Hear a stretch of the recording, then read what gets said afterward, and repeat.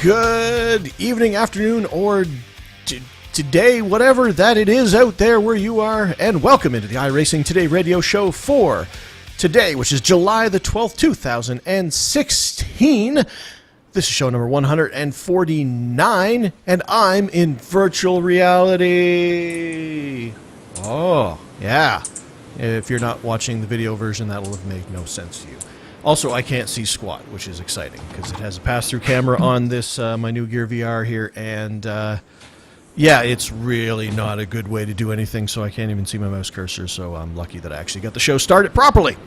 And I assume I did. I don't know. I mean, everything seems to be happening and whatnot. So anyway, welcome in. We've been through a bit of a hiatus, so to speak, so much as we didn't do a show last week. And then we're doing this show early this week, so I guess it's either we're doing this week's show early and miss last week's, or we're doing last week's early, and I don't know. Anyway, it's show number 149. It is July the 12th, 2016. As I said, my name is Trevor Cameron. I am your host, and with me we have fake Chad because Chad can't seem to get real Chad going where he doesn't lock up. So, hey, Chad, how you doing? It's been a while. It's been like 11 days since we did a show, so. I know. I feel 11 days older. You should feel 11 days older. I'm assuming I'm aiming at the camera or at the microphone because everything's out of perspective, so. It looks like it's about to eat my face. I think I just knocked it with my thing. You know, you look like a dork, and I really can't wait until you get the HTC Vive going with your iRacing and then stream yourself, because I'm really going to be commenting about how much of a dork you look like then. Indeed. Well, see, I have to be even more dorky because if I actually look where I'm supposed to be looking, then the phone is so shiny, it just shows a reflection of my OBS right back at me, and that's probably worse. So yeah. I'm like, wait, actually, it'd be like Trevor. It's like Trevorception. It's like the reflection of Trevor on Trevor's face. Yeah. That's exciting stuff. Wow. Mind blown. Mind blown. I'm going to take this play thing off so I can actually do a show now. So good. So to answer your question, I'm doing great. Excellent. That's great. I'm going to take this off now. Good. And I'm just going to talk while you do that. So yeah, we're a little late or early. Depends on which, are you a half glass full or a half empty glass kind of guy? You know, it just depends. But we've got a nice little show here for you, I think. Anyways, I think it's pretty solid. Indeed. But if you've been following my tweets, you know that I got myself a Gear VR because work was so nice to get me a nice new Samsung Galaxy Note 5 phone, which is a kick-butt phone, which is ironic considering that my peer at work, Mr. Vern, that I've mentioned a bunch of times, his last phone he got was an iPhone 6 Plus, and I looked at it and I laughed at him because it was so big. It's like, what? That's just like you're holding a tablet up to your head. That's not even a phone anymore. And I laughed at him and I mocked him.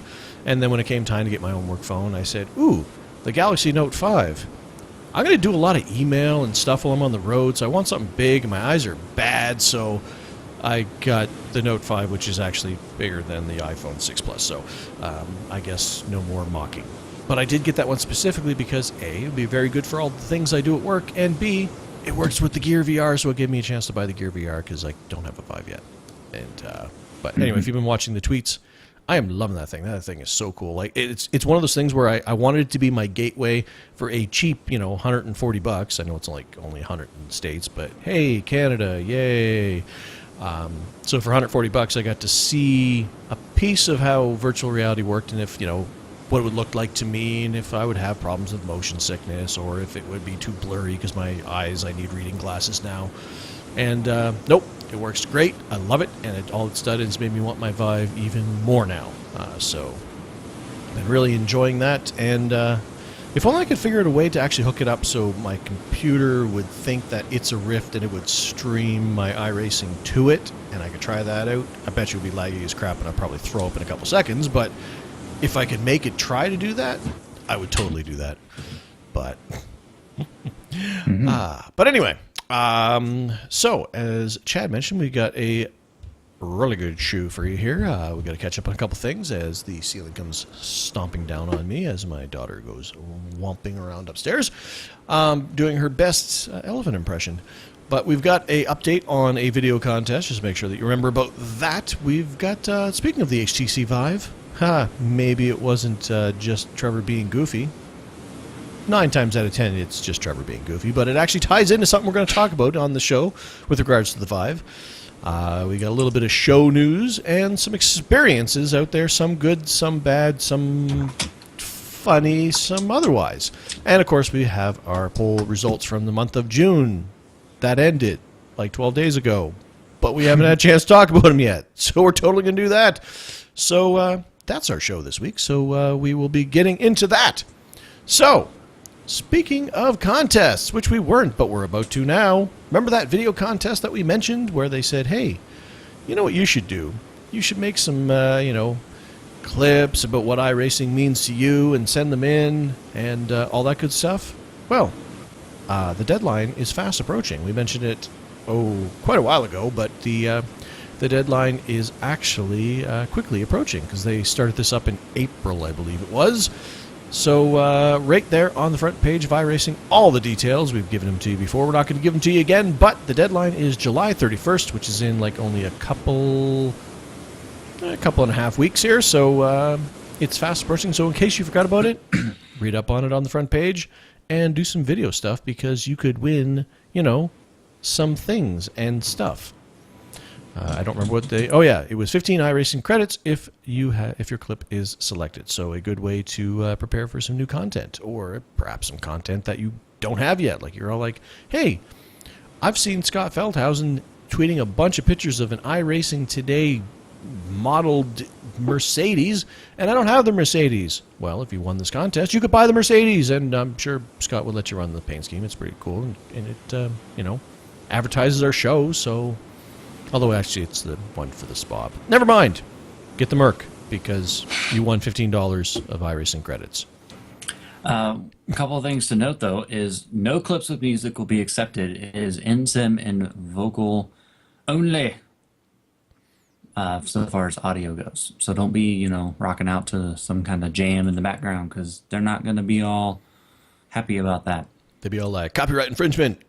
Yeah.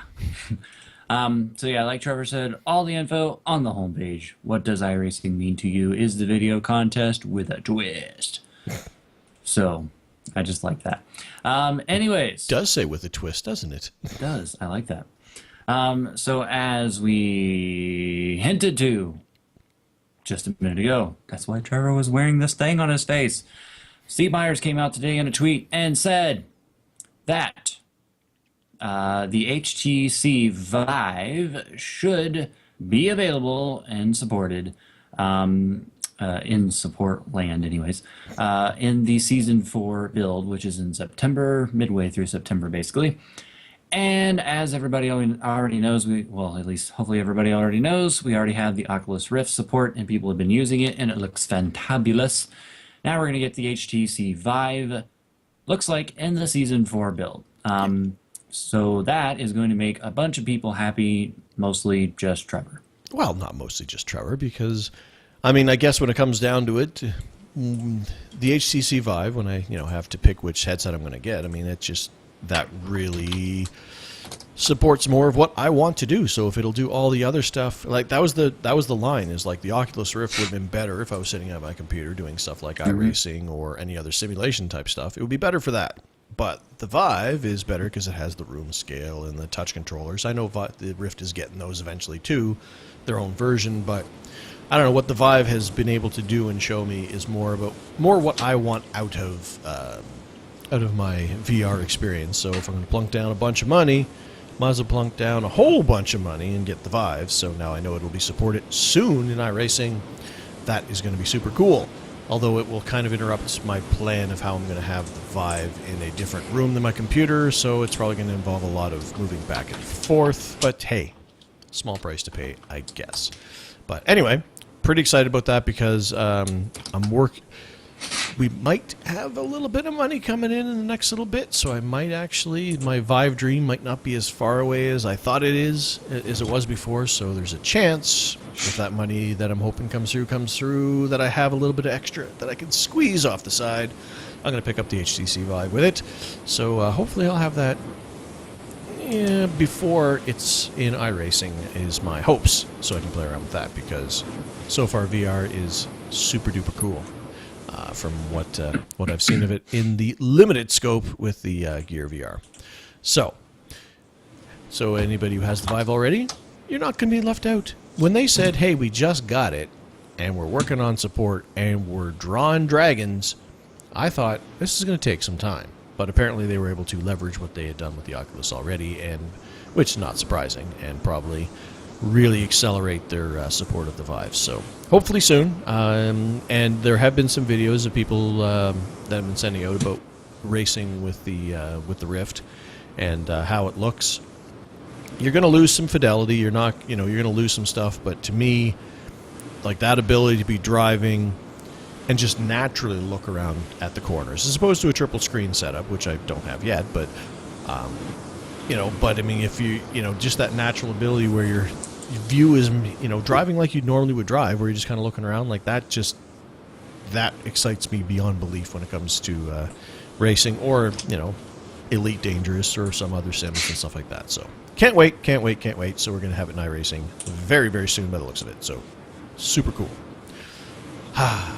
But anyway. Yes.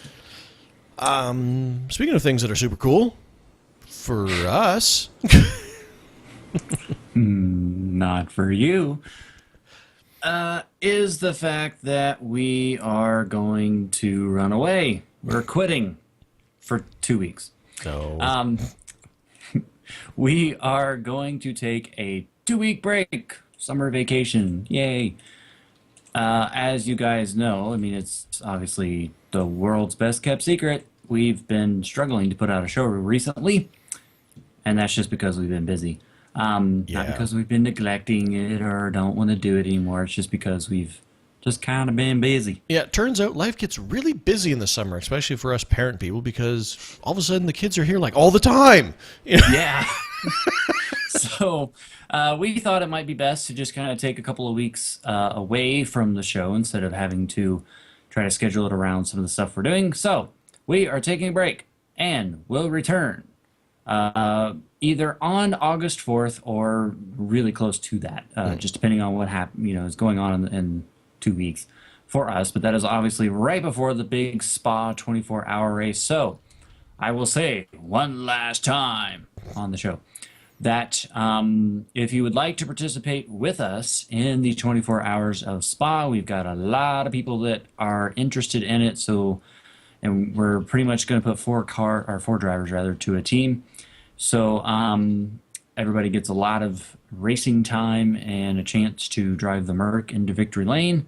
Unless you don't want to drive that car, then you can pick something else. But it's looking like we're going to have at least 2 teams. We might even sneak 3 teams in there.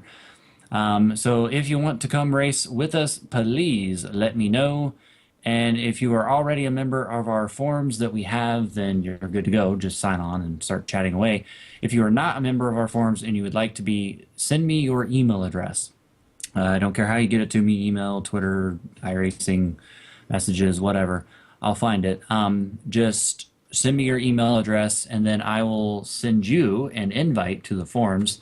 But also, keeping in mind to check your spam just in case it gets put there. And we'll get you added to the forums, and then you can start the discussion and come race with us in that race if you so desire, and any of the future ones as well, because we don't just run Spa, we run all of them if we can. So what is the prevailing thought? Like, I've seen some talk on the Merc, I've seen some talk on the BMW. Scott's talking about the Ford because that's what Scott does. Well, right now I know one team is for sure in the Merc, and there is another team that I really don't know who is on that team yet. There's a lot of people that still haven't even commented if they can or cannot race. So that are have already been a part of this with us. So we've got to figure out exactly, but it is just GT3 cars this time around, no prototypes. So which that makes it fun. So like for me, I don't really care. I kind of would like to drive the Merc just because I haven't yet, but I mean, doesn't bother me. I like all the GT3 cars. So it's kind of, I think Team 1 is set on the Merc, and Team 2 is probably a Merc, but who knows yet? It just depends on who ends up on that team. And then Teams 3 and, if need be, Teams 4 is question mark. You pick. See, because I don't have the Merc yet, because I it doesn't not having it has not prevented me from participating in any series, because I have all the cars that participate in all the series. But the Merc does look really cool, and I like the paint job that Scott did up. So maybe it's time to just pick that up and maybe give that a shot. So because it does look really nice. The Merc sounds the coolest out of all of them. Like, oh my goodness, it's just so bassy. Just like, driving down through there. So it definitely sounds the coolest of the four, I guess, that we're using, or five in the race. But anyways, so that's that. So break, coming back pretty much August 4th. Spa 24 hours. If you want to join us, shoot me an email with your email address, or shoot me something with your email address, and we'll get you going. Yes, because more people participating is always gooder, because it gives us more options to to make up teams and to have some fun and to stream out stuff. And this is one of those 24-hour races, so Yes. more people is definitely better, because it helps to even out the amount of driving that everybody has to do and all that good stuff. And I'm going to try, again, life busy, all that stuff, and new job and travel at a moment's notice stuff, but my intention is to attempt to participate in this race, because I haven't done one of these endurance races for some time, and that makes me sad, because I enjoy them so much. And Spa is a fun track that I am very familiar with, so it's not like I'm going to be going out and saying, oh, this Spa Francorchamps, okay, I guess I got to learn how to do that now. So, and it's a nice big track with lots of room, which is good for an endurance race, and it's all GT3 cars, so everybody should be fairly evenly spaced out. So this is probably a good one to get in on for, me and other people as well. Yes, and one of the things that we will do, as you mentioned with the streaming, is depending on how many streams we have, I will put those on our show website, like we did for Daytona earlier this year, and then I think Sebring as well, where our website for the show just goes blank, essentially, and we have all of our streams on the homepage so that everybody can watch if you are not racing that weekend. Yep.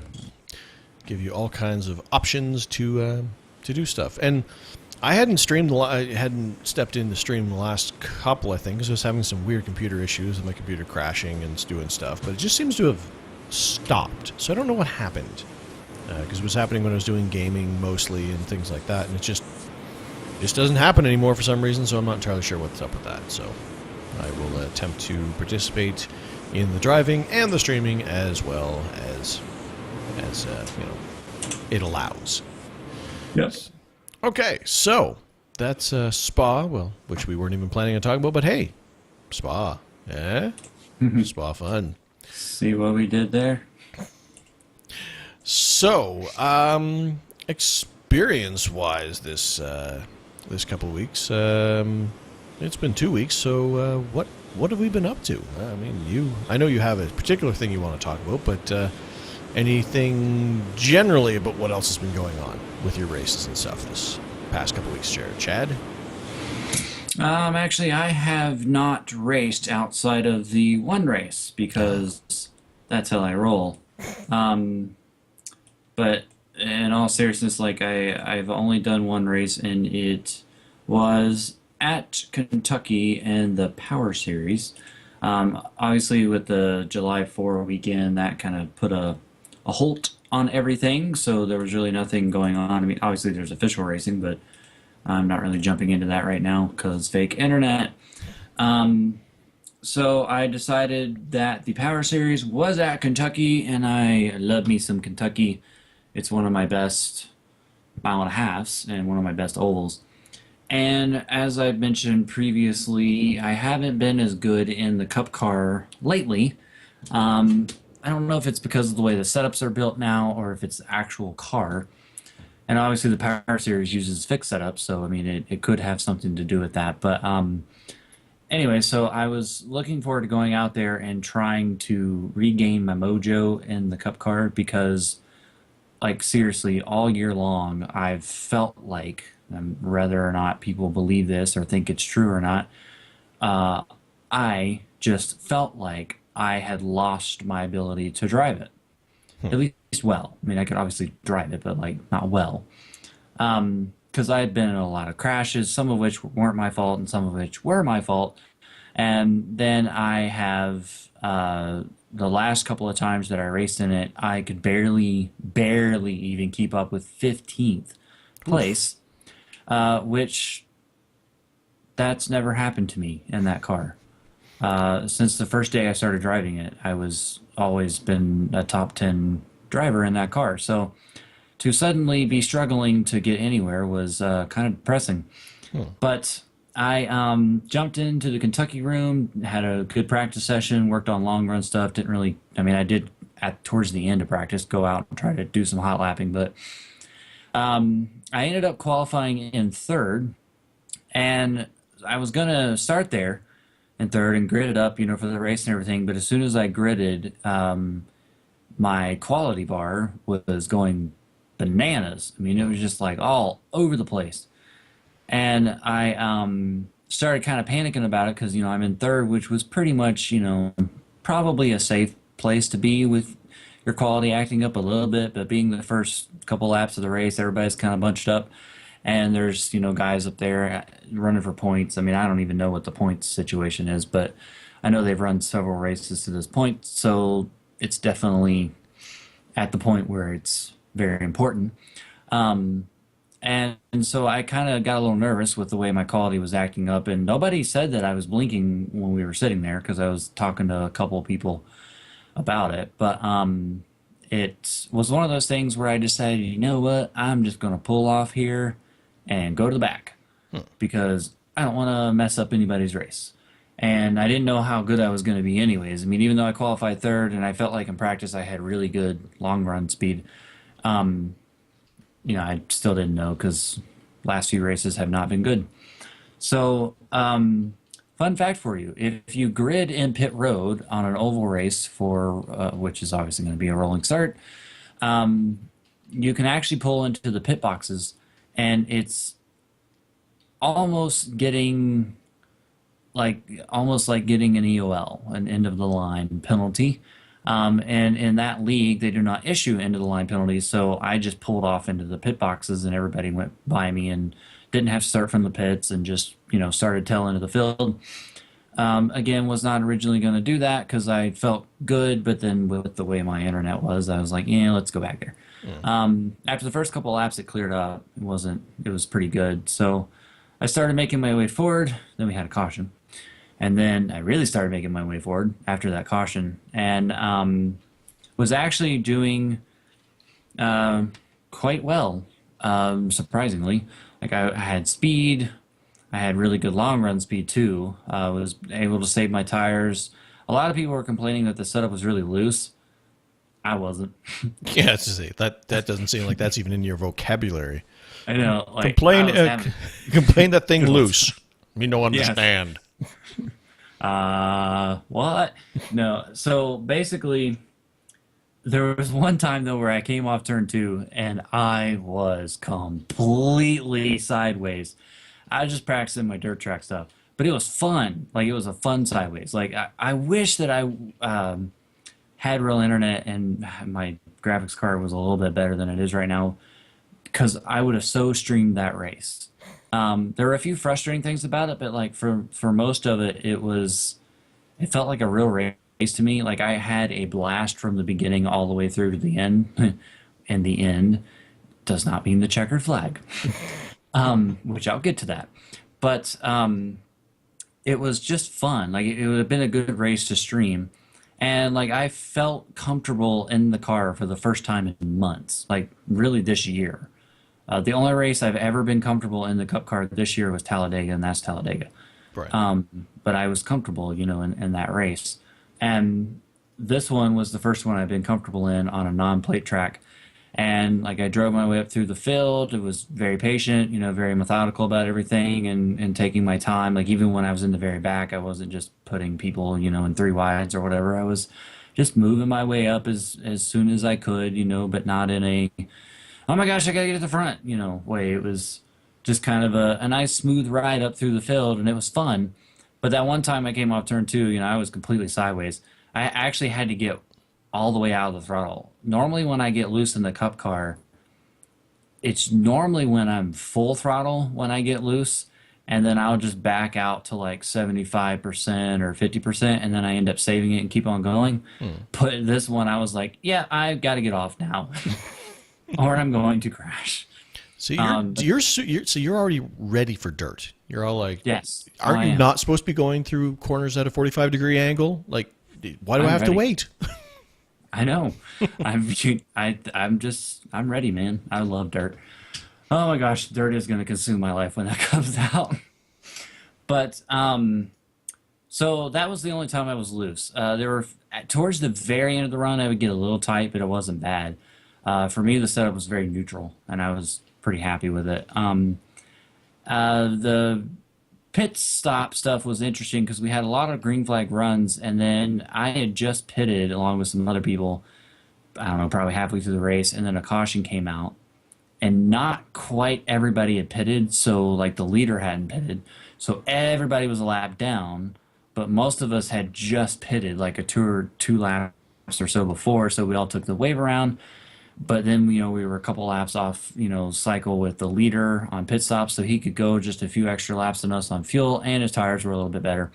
But at this point, I got up into third and was racing the guy in second and was having a good battle with him. We went that whole green flag run, and I never really got into second. I just kind of rode at times, and then at other times was trying to pass him. But it was good fun. Actually, I was racing Terry, who's a teammate to John Hensley and a friend of mine. So we were having good fun there. And then we all pitted again. And I think I pitted maybe the lap before Terry. So I came out like way ahead of him as a result because fresh tires are keen. And I came out way ahead of like him and another guy that was kind of near us towards right before the pit stop there. And then the leader, went a few more laps and then he pitted. And then the way it all cycled, before the leader pitted, I was second, and then when the leader pitted, because I had gained a lot of time, I was probably like 3 or 4 or 5 seconds behind him before I pitted, and then I gained all that time back and then some, but with being on fresh tires compared to him, and I ended up cycling into the race lead, which was surprising, but a nice one. And I ended up leading 14 laps, and the only reason why it stopped at 14 was because pretty much everybody had to make one more stop. If the race was going to go green the rest of the way, the leader was going to be close to making it, but I think he would have had to have made another stop. I think he was going to be probably about 4 or 5 laps short. There was another car that was probably going to be very near what the leader could do. I was 9 laps short, so I knew I was going to have to pit. So I decided to pit a little bit earlier with like 20 or 22 to go. So that's the reason why I stopped at 14. But up until that point, I was holding off the leader. Like he never actually really caught me, which was a little surprising because he had way fresher tires than me at that point. And like I think it was 2 laps maybe after I pitted, another caution came out. And I was trapped a lap down again. But in this case, I ended up getting the lucky dog, which was really nice. So that put me back on the lead lap. But because I got the lucky dog, I got to pit again. So I got new tires, and then I was, dead on equal to the leaders and everything.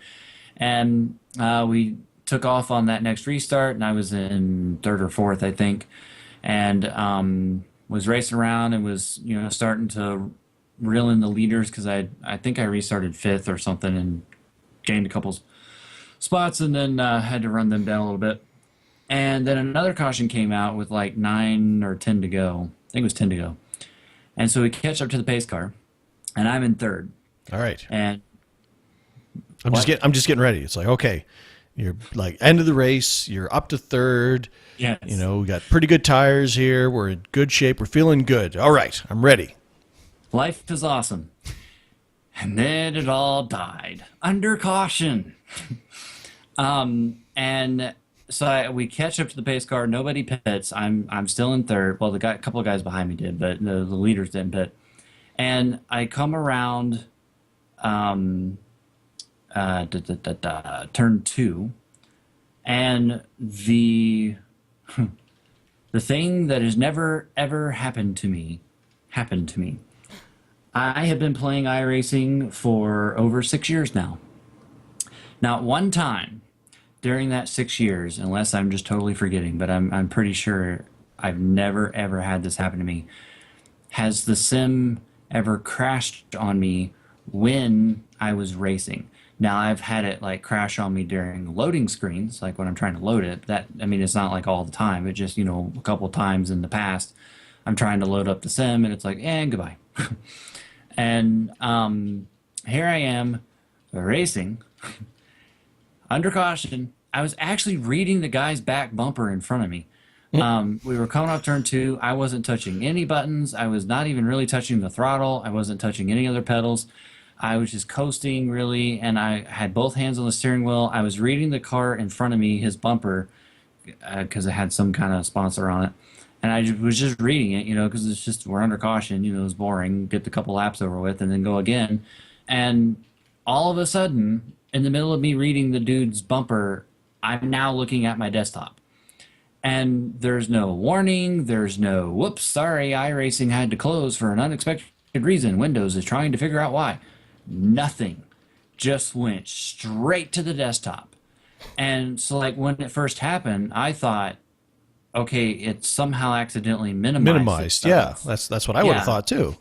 Yeah, so I like looked down in the taskbar and I'm like, okay, where's the iRacing thing? And I'll click on it and bring it back up real quick, because my iFlag thing was still working, Z1 dashboard was still working, the seat was still working that I raced with, everything was still functioning as if I was in the sim, except for the fact that I wasn't in the sim.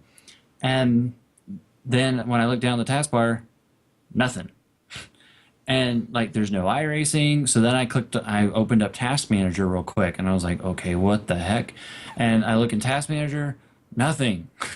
Just like, I had never been in the sim. Like, no trace of me ever having the sim open. Never happened.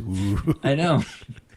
And it just vanished. Like, I don't know why. No errors, nothing. No messages, no nothing about any reason whatsoever at all. And so I just kind of sat there like, okay. And like, I was on TeamSpeak. And so I told the guys I was on TeamSpeak with, I was like, the sim just crashed to the desktop. So like, I knew it wasn't my internet because I was still talking to them. The website was loading, everything was working. So my internet was fine. I mean, it's obviously a fake internet, so it's not the best, but it was working. So I have no idea why that happened. So you were on TeamSpeak with some guys who were in the race, right? Yes. So what happened to your car? Did it just disappear? Yes. It just disappeared, and then, after a minute or so, it did I guess, I don't know if it said that I manually disconnected or what, or I don't know what it said that I did, but I just vanished from the track. And I don't know why. I'm just speechless as to why that happened. I've never had the game ever crash on me when I'm racing. So that was interesting. And I went from probably a guaranteed top 3 because they actually had a caution right after they got the restart. And I think it would have been behind where I was. So I'd have probably, survived it and gotten probably 3rd or maybe even 2nd, at 4th at the worst. So I went from that to finishing in 11th, 9 laps down. So I don't really know why that happened, and I hope it never happens again. Yeah, I mean, but I mean, in all this time to have it only happen that one time is pretty amazing when you think about it. But Yeah. However, I did make a post on Twitter, and there is another person who is having the same problem, and that is Galen Gidman, I believe is how you pronounce the name. And he said, I feel your pain. He has apparently been having the same exact thing that happened to me the other night. He's been having this problem now for, I believe, a few months. And he's got like a ticket open with iRacing, and they're trying to figure out, why it's doing it, because it's really weird that there's no error or crash message. And he even mentioned to me somewhere, but I don't have the tweet up right now, but I think he mentioned that he had no Windows log information or no iRacing log information. It's like, there's nothing in the log saying, oh dear, this happened and here's why. And he then also said something that I thought was interesting. He says that for him, it's only happened in hosted sessions or in a league session race. It has never happened in an official session race. Now, I was in a hosted what's a roast? A hosted race, rather, when it happened to me. So I find it interesting that it appears to be isolated to hosted rooms slash league rooms, which are practically the same, and not the official stuff. That's really bizarre. well, didn't they in the one of the last I can't remember if it was this season or the season before that? Didn't they add that thing where it's supposed to write this whole big novel about what went wrong if the sim crashes out? Like, Yes, I and believe so. isn't that on by default? I believe so. And nothing. I haven't checked mine, but according to him, he says that he had nothing on his. So I don't know what to tell you. But it does seem to be iRacing related. Because at first I thought, well, maybe it's a Windows thing, but no, it's kind of an iRacing thing, in my opinion. And I don't even know why. Like, it's weird that it would do that. I've never, ever, ever, ever had to do that before. And usually, like, when I've had the loading errors before, it gives you a warning or like an error message. You're like, oh, sorry, for whatever reason, this failed to execute, and we had to go back to the desktop. Try again. Like, this was just, and desktop. The end. Yeah. At least when I was having my crashing problems and I crash in races, like it crashed spectacularly. Like the screen would turn like a bright white, and then I had this buzzing in my ears. And now that wasn't an iRacing thing. There was something wrong with my computer because it happened in the Division, it happened in a couple other games, and it happened in iRacing. So, but at least if you're gonna crash good. Don't just go like, and oh, you're done playing now. It's like, Yeah. but I wasn't done playing now. I still had 9 more laps.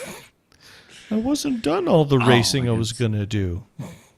That would have really been a bummer if I was leading the race too.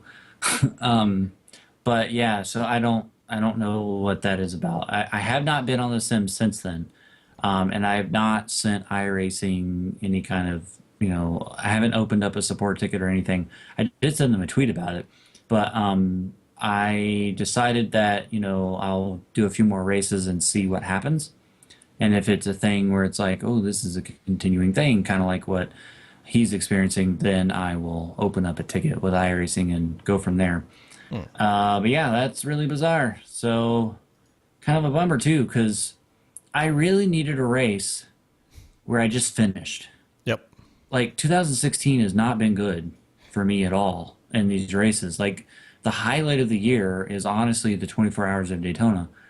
And like everything else has been wreck, get kicked out, wreck, get kicked out, lose internet, do this, do that, do that. Like nothing has gone smooth at all. And like here was the first race, where I really had a good chance of getting, a good fit. And actually, let's say I don't have this problem and finish the last 7 laps under green. I mean, yeah, I probably would have gone for the win, but I wouldn't have been dumb about it. Like I would have been more focused on getting a third or a second just to finish because I needed that, for my, not, I don't want to say confidence level, but because I'm still confident, but like just to be like, hey, I can actually finish a race. And then that happened. So it's like I'm not allowed to play the sim anymore, I guess. It's I like, don't know. oh, and please insert, a 9.99 to $0.25. continue on with your racing experience. Like, but I just gave you more money to give me 2 years. I did like your tweet though afterwards about parental controls. Yeah, it's like, it looks like you've been playing for a while. Why not take a break? Clunk. Like, but Poke. oh. Oh, but I was almost done. See, and So I keep getting that on my 3DS because I'm playing Zelda: Link Between Worlds, and every time I go to save my game, it's like, you've been playing for a while. Why don't you take a break? It's like, would you shut up? Don't you judge be me? quiet. I like my Zelda. I'm in control here. You don't tell me. You don't tell to everyone. Don't you know who I am? I'm from the internet. Yeah. So that was that. Outside of that, this upcoming Sunday, the Power Series goes to Watkins Glen. I will not be participating in that. But then the next day is the last race of the ITSR World Endurance Championship Series, and they're going to be at Interlagos. So I'll be there for that, and well, at least I think I will be, anyways. I'm planning to be. And then the next Mustang race, I think, is July 23rd, if I'm not mistaken. So I believe that'll be the next time I'm in that series. And for the record, they got a very nice donation in that series. And so now the rest of I'm pretty sure it's all of them, for the Mustang series that I'm in will be broadcasted on GSR TV. So that is pretty cool. So I got all fired from the job, and then they're all like, nah, we're just kidding. You come back. Yeah, we want you back. So When is that next one on that? Anyways. That's got to be coming I up. believe it's the 23rd. I have it all on my calendar upstairs, but And actually, I think it's at Interlagos as well. So that looks is like I'm going correct. to be running Interlagos twice next week. So that'll be fun. Yeah, so I will be up in the booth on the 17th, so this coming Sunday for the Pacific Majors. The NASCAR guys are doing the Brickyard, their version of the Brickyard for the Pacific Major guys. So they went from their let's try to do F1 cars, which was a great race in case you missed it. That was a really fun race to comment over, as I kind of hoped it would be. So now they're going to go Gen 6 cars at Indianapolis next Sunday, and then the following week on the Saturday we will be at Interlagos, apparently, in order to broadcast, hopefully, Chad doing some amazing stuff in his Ford Mustang. Yeah. Huh, ha, huh. So, anyways, I'm starting the movement. I'm looking at you, iRacing. Fix the random crash to to desktop. Yeah, because, you don't want, yeah. I mean, there's like at least 2 people experiencing it, so, I mean, shut her all down. And one of them is on a podcast and can speak his mind freely about iRacing, so they better fix it. Yeah, because we got the Booyah. power. And the other one has almost 1,000 followers. So, I mean, we can shut them down quick. Just 2 of us together. It'll be over fast. I'm just kidding. So what'd you do? I did stuff. I had 2 races. And the last week's race was kind of probably the more entertaining of the 2. And that was the IndyCars, of course, in my Verizon series that I'm doing. And it was IndyCars at Charlotte. which I always want to spell wrong. I always want to put an extra something between a vowel of some sort between the R and the L. It's Charlotte, Charlotte, but it's not. That's not how it's spelled at all. CLT. Well, that's not. Well, those are all in the word, I guess. I mean, That's Charlotte Airport, CLT. Oh, I see. Indeed. ORD is the Chicago airport, and it's an awful place, at least O'Hare. Yes. But anyway, so we did Charlotte Motor Speedway, and that is a fairly decently easy track to drive in the IndyCar. Even though you have some pretty high speeds and pretty high rates of closure. Ended up starting that race in 7th position. We had a total of 13 cars sign up for said race, although I believe one of them didn't make the start and didn't turn a lap. So either didn't make the start or just crashed out immediately. I don't know which. But so we had, let's see. Oh, yeah, they have 2 incident points. So I guess they started.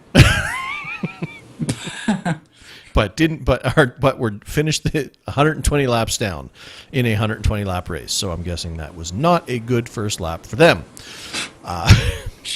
And crash. So started in 7th.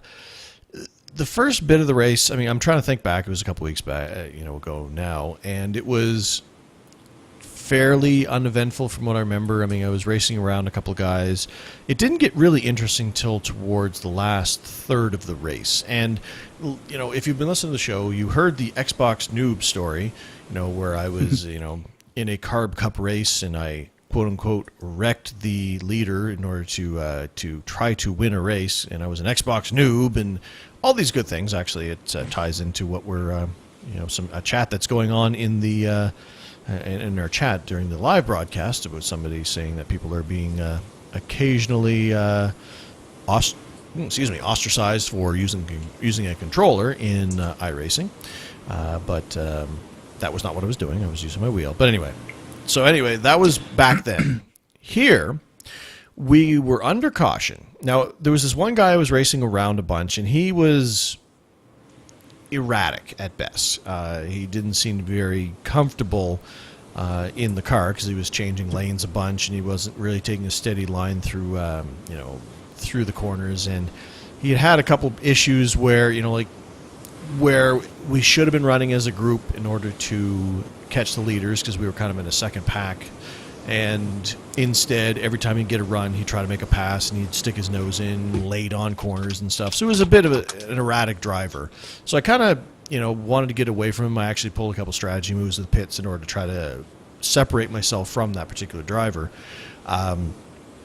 So we had this caution, and I will take some responsibility on this one, and I kind of spaced out a little bit. We're just under caution. I mean, you're not really concentrating.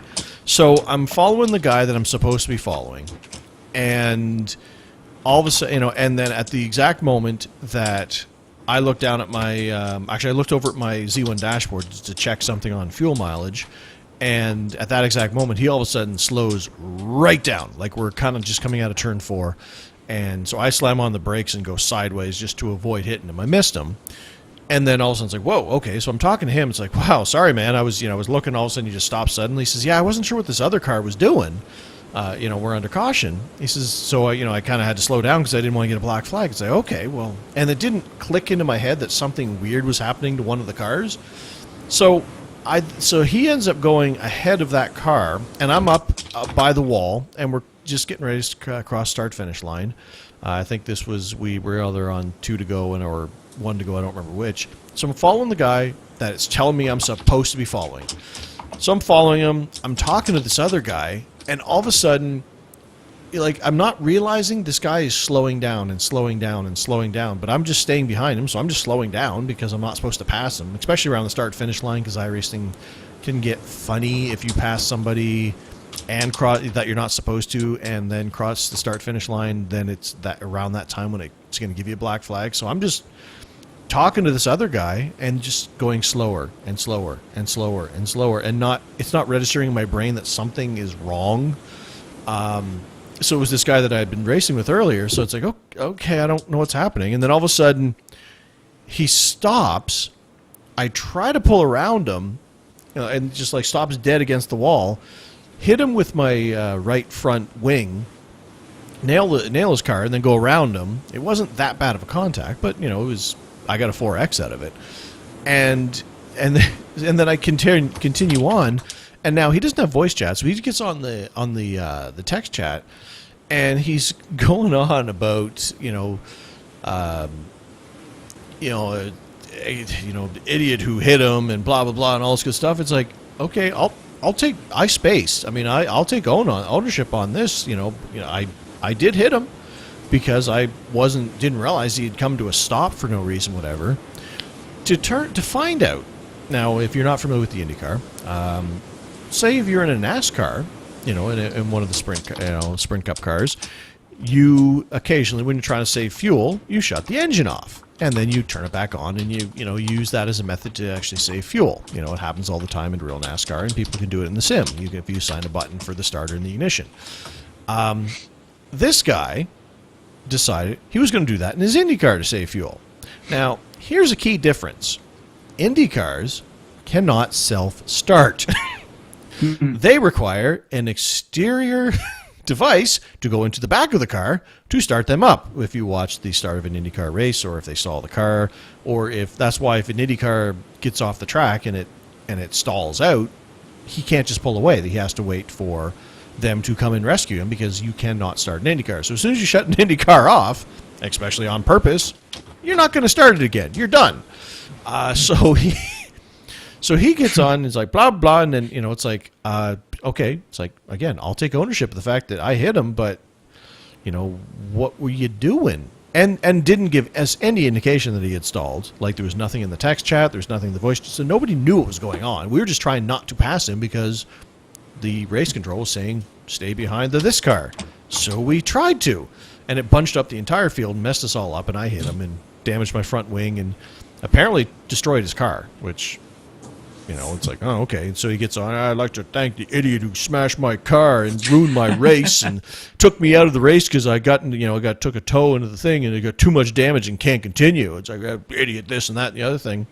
So me being the, casual and pragmatic guy that I am, I just kind of get on the voice chat, because I've been talking with a couple of the guys in the race. It was a pretty good crew, actually, that we had in that race. And it's like, okay, like I said, I'll admit, I made a mistake by hitting his car. I said, but let me ask you this. Who is the bigger fool? The man who hits a car accidentally when it stops on the track without any warning, or the man who shuts off his car and doesn't realize it won't start again on its own? Needless to say, the IndyCar crew was firmly in my corner that this was not my fault and not my problem, and what was he doing driving that car, not understanding how it functioned. So apparently the damage wasn't bad enough, because I continued on, tested out the wing, and it seemed to stick in the corners. Not quite as good, but we were past the window. I'd already made my last pit stop. I had enough fuel to end. I was sitting in 4th or 3rd at the time. So I wasn't going to stop and lose track position. And it seemed to be okay. So I continued on with the race. And so as we go into the race, and then I was in 3rd position. I had the guy in 4th. We kind of swapped back and forth a couple times. And then a lap car came up and decided, and here's the thing with oval racing with Indy cars. You can be laps down. You can be a slower car. But if you get in the draft with a pack of people, you will feel like Superman, even if you're completely off on your line and you're completely off on your setup. You will stick with them. You'll get runs on them. And you'll say, well, I'm super fast. I should be racing with these guys. So this guy was at least a lap down. I don't remember if it was 1 lap down or multiple laps down. And decided to stick his nose in between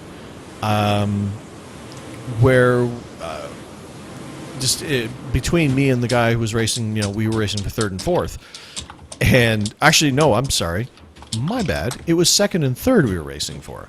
And he actually got his nose in between us and messed us all up, and ended up messing up my line because I had to take evasive action to avoid him, because he stuck his nose in he was 14 laps down. Stuck their nose in and messed up my line because I had to avoid them, which gave the guy who was in 3rd, I was in 2nd at the time, a chance to get a run on me, got past me, couldn't get back by him again, so that was frustrating. But in the end, finished in third position, lead lap, or on the lead lap. Gained some I rating, gained some safety rating, because the only incident points I had were the 4X for just totaling that dude's car with my front wing. But hey, I'm okay with that because he was a problem anyway, and then started yelling at me through text. So finished in third position, so a nice podium finish at Charlotte, which was quite happy with. Chad's typing away feverishly down there, so I'm guessing the chat is having a grand old time down there, but I'm not watching it because you know what? I'm looking at... I'm telling stories. I can't concentrate on that because... I'm listening to your story, though. It's a great one. I'm easily distracted. So anyway... All I'm getting out of your story is that you wrecked somebody and then you got a podium. I took that guy out, and then I got me a podium finish. Booyah. That's how I roll. I had to say it like that. Oh, so anyway. One thing I will notice that the participation in the series isn't as good as I thought it would be. I mean, there's actually a lot of races that aren't going official. Every one time I've gone to race, I have gone official, but looking through the results, there's actually a bunch that don't. So I don't know. And, the races I've been getting in have been 11, 13 people. Not too great numbers. Certainly not what we were getting with the Winter Series, but again, that was kind of a different beast. But anyway, that was my only race last week where I got third place at Charlotte, which got me some decent points. And then talk about your last possible moments, I raced in yesterday the actual last race of the week before it switched over to the new track. I hadn't got a race in because everything else had gotten, time had gotten away from me. So it's like, okay, I've got an opportunity. It's 4 o'clock my time is when the race started. It's like, you know what? Everything's in place. I'm going to run down. I'm going to run some practice laps. And if I feel comfortable, I'm going to jump in the race. And it was at Circuit Gilles Villeneuve, which is a track I'm quite familiar with and have raced in the IndyCar before. So I felt pretty confident I'd be able to jump in there and at least be decent. So I did. And I raced in the last possible race of the week, Circuit Gilles Villeneuve, which is, man, that's another... It's one of those tracks where, again, I talked about it before, but when the first time I looked at it, I was like, I don't know about this place, but now that I've raced it in the IndyCar, it is super fun.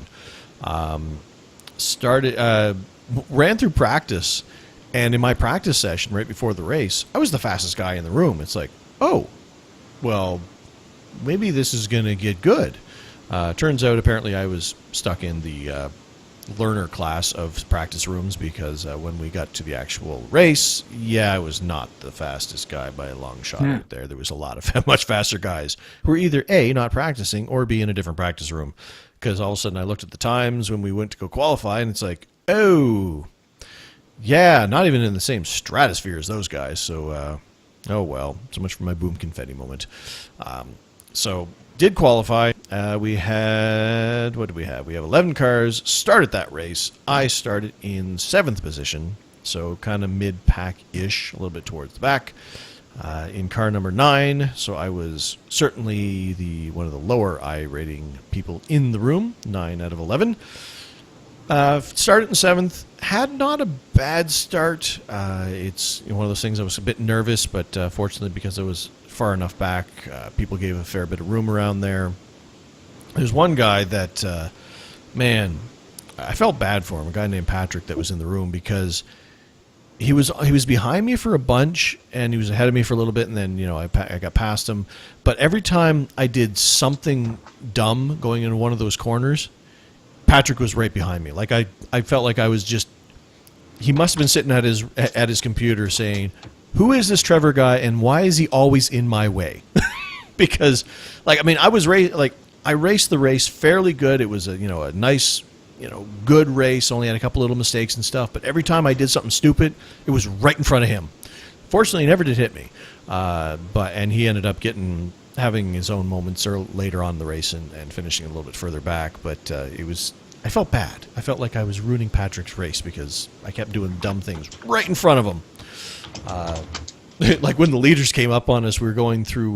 We had just done don't remember if it's 1 and 2 or 1, but that first right-hander you do with the pit exit there, and then you have that first chicane. Well, it's not really chicane, but you know what I mean. You know, the quick right-left that you do, the first one on the lap, and there's a little runoff before you hit that corner. The leaders were coming up on us. I was trying to, like, they came at us right on the corner, so it was a bad spot. So I was trying to do what I was trying to do, but Patrick had a different idea, and in the end, he ended up going off into that offshoot, and then I just went with him. So we just kind of just sailed off the track. I mean, we did go off track because there's a runoff area there, but again, it was another stupid thing I did right around Patrick. So sorry, Patrick, if you listen. In the end, it was poor Patrick. A fairly decent race. Only had 5 incident points through the... how many laps did we do there? 36 laps. So I only had 5 incident points, and they were a couple little minor offs. There's a couple of those quick right-left that it's real easy to get the speed wrong. There's one... The one that happens right before the hairpin, I have a real nasty habit of going into that too deep and getting the right and then just sailing straight through the left through the grass. I did that a couple times. What's so funny, Mr. Jad? I'm just laughing at you because you're talking about missing the whole left-hand corner. So anyway, so I had a couple offs, and I had one little minor spin, but didn't hit anything, just kind of, off, and then had to back it up and get back on track type thing. But the story of that race was there's another driver that was actually, I've seen him in a couple of these IndyCar races by the name of Buck Nelson. And he seems to be at a fairly comparable skill level to me because we always seem to find each other on track. And this race was funny because we swapped 5th and 6th back a bunch of times in the last, I'd say probably 10, 15 laps of that race, where he'd get ahead of me and then I'd be catching him, but it didn't look like I was going to catch him. So then he'd make a mistake and spin out or have an off, and then I'd pass him, and then I'd be gapping him, and then I'd make a mistake and he, and spin off, and then he'd catch me. And we did that like a bunch of times in the last race. Like every time one of us would get away from the other one, it was all like, oh, wait, no, come up and play. I'll wait for you. And we just kept doing that back and forth a bunch of times in the last third of the race. In the end, I ended up making the second last mistake because he made the last mistake because I wasn't going to catch him. Like I had gapped him by 9 seconds. It's like, okay, all I got to do is just be nice and smooth and everything will be okay. And then I spun out nose against the wall, didn't hit it, but he was so close enough behind me I couldn't back out until he passed me because or else I would have hit him. So I had to wait, go up, and then he gapped me by like 6-7 seconds, and then he spun out. So then I passed him back.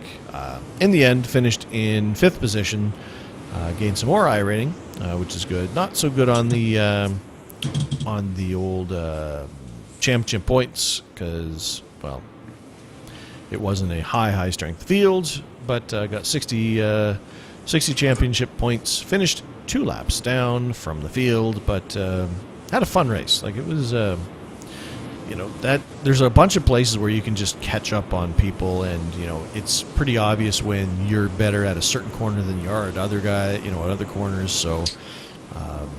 And gaining some space. Like I was much better at the hairpin than some of the guys I was racing around, but they were better at other parts. So we, ebb and flow through the track. So it's a lot of fun. This week we are at Iowa, which is going to be terrifying because that is a shorter track in the IndyCar. And if you watch the actual IndyCar race this past weekend, you're basically, because it's only like 0.875 a mile, you're with other cars like at all times, and the way these guys, the rate of closure and everything, it's going to be hectic, let's just say.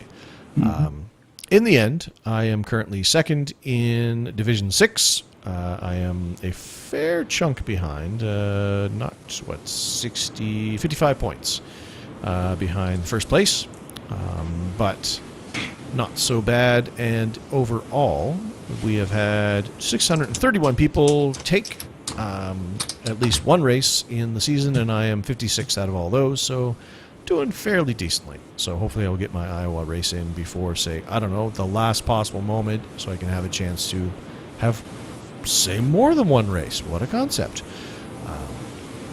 And then we kind of go through a stint after Iowa. We go to Phillip Island and then Mid-Ohio. Phillip Island I'm not very familiar with. I know that's, a course that Chad happens to like. But I'm not very familiar with it, so I'm going to have to do some learning on that one. And Mid-Ohio, I'm familiar with it and I enjoy it, but I've struggled in the IndyCar at that particular course. Last time IndyCar was there, I was just off. Like I knew the course, I knew the corners, but for some reason, just the way that track flowed with that car, I was not good. So hopefully I'll be able to improve upon that, because that is a fun course to drive as well. So that's what the next couple of weeks look like. So anyway, that is my racing week with the old IndyCar. Keeping up, made all the races so far, which I'm quite happy with. And IndyCar is still, man, super, super fun. Love racing in that car. So anyway, that's and I didn't crash, which is also good. And I think, and part of it, I haven't been streaming. Like, it was one of those things where it was a big thing for me to make sure that I streamed as many of those Winter Series races as I could. I missed a few, but for the most part, I streamed all of those races. So I think without that pressure on, my concentration level is a lot higher, so I'm making a lot less mistakes because I'm not worrying about entertaining people while I'm racing. I'm just racing. Also, I do have the new, as I mentioned last show, I got the new Z1 dashboard with the analyzer and all that good stuff. Haven't really played with it too much. I played with the analyzer a little bit just to kind of see how it works and that bit, but I haven't actually done much to experiment with it yet. So I'm going to hopefully do a little bit more of that over our 2-week hiatus. Do a little bit more of that, but the dashboard seems to be more stable than the version I had before, because it hasn't forgot to calculate my fuel mileage yet, which is what the old one used to do, which would kind of cheese me off. And then hopefully I'll be able to use the analyzer to kind of learn maybe Phillip Island and say, hey, here's a good place where I'm losing time on a track that I'm starting to learn. So anyway, that is my couple of weeks, and I look forward to the next couple of weeks with the old iRacing Today Motorsports IndyCar. Keep holding down the fort in the IndyCar. So anyway, IndyCar. I like the IndyCar, man. It's definitely become my favorite on the sim. Like, that is, beyond a shadow of a doubt, that has become my go-to car without a doubt. And it's funny, you go to 2 year ago, Trevor, this would never be the case, but it is most definitely been the case where I look forward to the road racing weeks more than the oval racing weeks. Like, I've made the switch. I enjoy the road racing more than I enjoy the oval racing now, which is totally weird for me. But so anyway, yeah, but it's good. You know what? And I'm having more fun doing the road racing. I've become way better than I used to be at road racing for sure. But anyway, so last thing that we have on the docket. I've never used that word before, and I'm comfortable with the use of it in this particular case. We have our poll question that we had in June, and to go over said results before we worry about July's poll question, which I'm assuming is up on the site. You can't check right now because we're live, but once we're not live, you can actually go vote in that, because I know I haven't voted in it because I don't even know if I know what the question is yet. So I'm pretty sure I haven't voted. Yep. So what did we ask? I've been talking for a whole bunch here there. So what did we ask the fine listeners to vote on last month? Well, we asked them if they used any telemetry software programs with iRacing. And the obvious answers were yes, no, or sometimes. So no won 37% of the votes. Yes got 35% of the votes, so just shy. Ooh, close. Which is a little... Sorry? I said close results. Yes, I was a little surprised it was that close. And then sometimes was not too far behind at 28% of the vote. So 37, 35, and 28. So pretty close voting all around, which is pretty cool to see that some of you use it a lot, or at least sometimes. I personally do not use it because all it is to me is a bunch of lines everywhere, and I'm just like, what? And so I don't use it. Yeah. Well,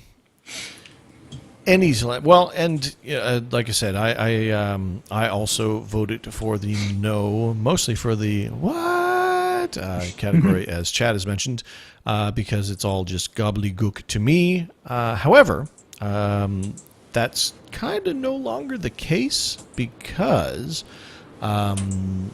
with the new analyzer that I got with my Z1 dashboard, I now have access to some telemetry.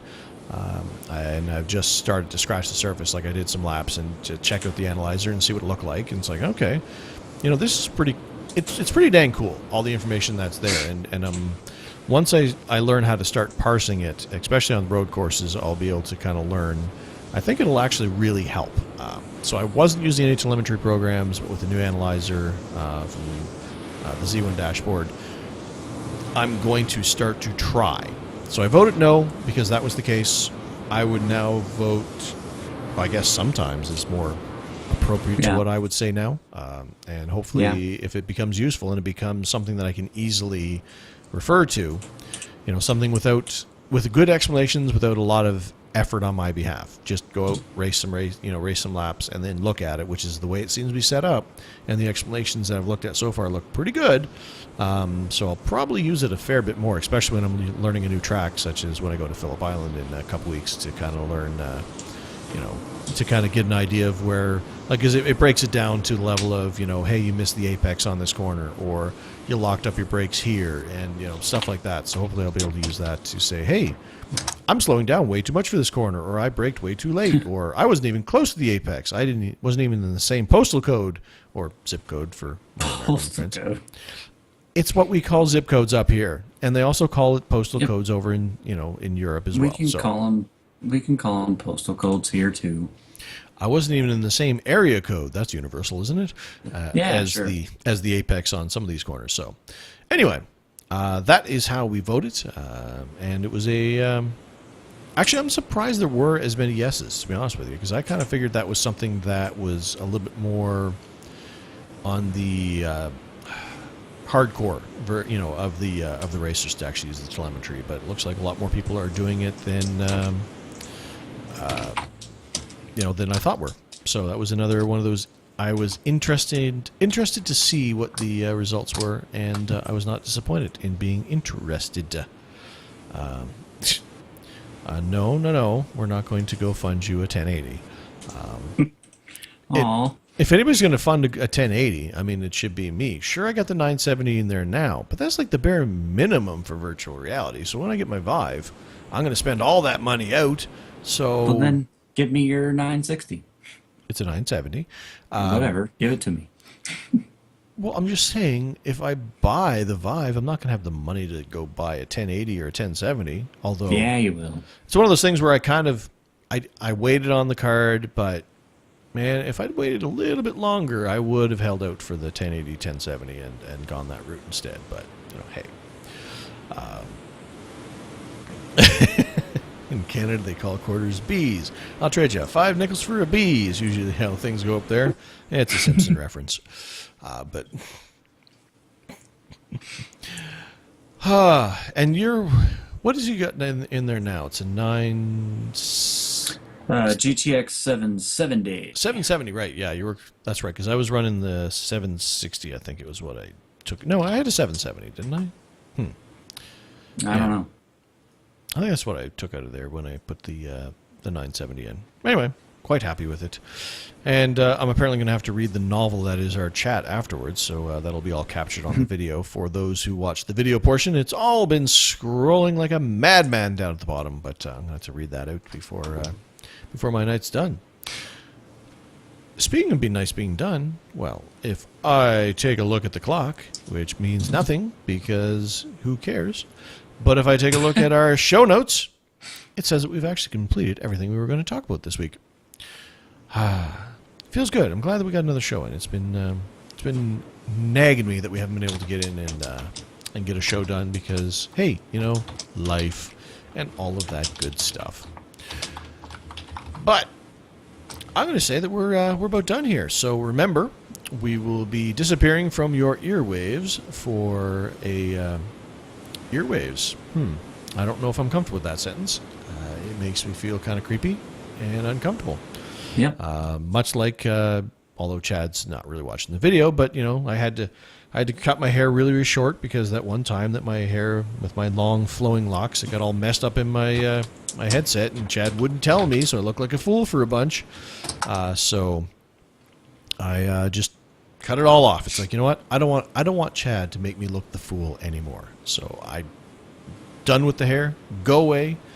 I should probably shave. I'm looking pretty scruffy, but anyway, we will not be in your airwaves for a couple weeks here. So we shall be back on or around the 4th of August.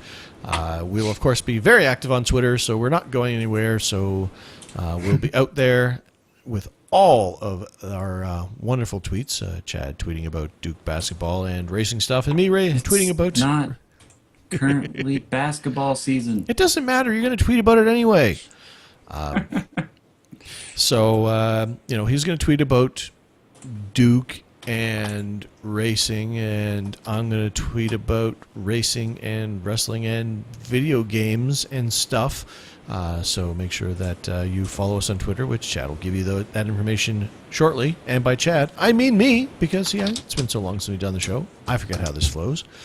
And, of course, as Chad mentioned, if you want to go into our spa endurance race teams, then make sure you give him a message so that you can get into the forums and get all hooked up with some of the wonderful people that we've collected around our banner, because there are some very, very helpful people in there, and just generally awesome people, because that's who we seem to attract, which is great because it means we're doing something right. Well, and remember to send me your email address if you want to join our forums, because that's how you'll get connected, because I'll have to email you the invite or deal. Indeed. So you can't just sign up, in other words. That is correct. And another thing that I will say that you did mention, I will be tweeting about golf too. Oh, yes, of course. Because that contest is coming up soon as well. August 14th is the deadline for the contest. My course is going extremely well. I was actually working on it just before the show. And my target release date is August the 12th. But if not, then August the 13th. Just before the deadline, because I want to keep it under wraps. I plan to release a teaser photo maybe this week, but I can't promise that. It'll be next week for sure, but I'm thinking it'll be towards the end of this week, like a Friday or Saturday. And it will be of what has become my favorite hole, the 16th hole, which is in honor of Mr. Cameron, because it is probably the best looking hole on the course. So yeah, it is. Yeah. I will tweet out a picture of that. But otherwise, it's going well, and the contest is coming up soon. So looking forward to it, to see, if I make it past round one. Indeed. Yeah. What is the deadline for when when you'll get to the stage where people can vote on it? What's the deadline on that? I have no idea. Okay. Because I would have to win 3 rounds to get to that point. Right. And the first round, and it's like it's a fair bit out there before they actually do the rounds, isn't it? Yeah, the deadline to submit the courses is August 14th, and then I think that week, that's a Sunday, so I think then that week after that is when they start the process of reviewing and everything. So, anyways, of course I'll tweet it out, and we'll mention it on the show when the time comes for that. So. I am planning, though, regardless of how it does in the contest, to host a show tournament at the course for all of us. So those of you that have the golf club, maybe even starting the day that I release the course, I'll go ahead and throw up a show golf tournament for us for about a month or so, and we can play that for the fun of it. Cool. Excellent. So, yeah, I forgot all about the golf. So, I mean, how can we have a show where we're not talking about golf, and on the iRacing Today radio show? But anyway, enough blabbering. It's been too long since I've been in front of a microphone, apparently. I'm just going to say thanks to all you out there for listening. We really do appreciate it. Remember, the show is available for download on iTunes under the podcast section, where we'd really appreciate a review to help us get the word out. The show is also archived on YouTube under Ratface Productions, and it's Cadillac. You can check out the website for live shows, archives, information, links, and, of course, those polls that we mentioned on the show, and that is over at iRacingTodayRadio.com. Follow us on Twitter. As I mentioned, I am at iRacing Today, and he is at It's Cadillac. And you can email any questions, comments, and poll suggestions that you may have to feedback at iRacingTodayRadio.com. And feel free to add us as friends on the iRacing.com service. We love friends. If you are not yet a member, but you decide to sign up, then please take the time to refer one of us in the referral box. You can enter Trevor's email, which is ratface@gmail.com, or mine, which is iRacingLegend@gmail.com. But until August the 4th or thereabouts, ladies and gentlemen, remember that the race is rarely won in the first turn, but it is often lost there. Good night, everybody.